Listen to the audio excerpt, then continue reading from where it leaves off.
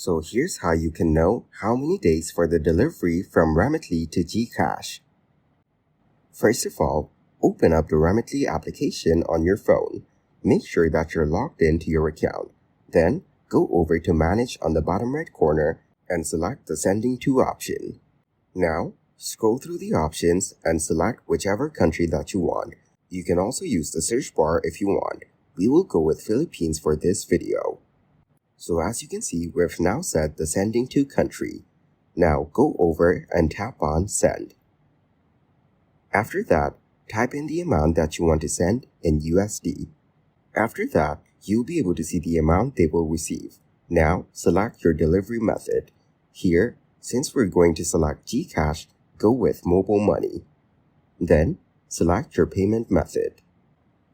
Here, you will have all the options available. Select whichever one that you prefer. We will go with debit card. After selecting, you need to tap on Continue. On the next page, tap on GCash on the top. Now, all you need to do is fill in the recipient's information.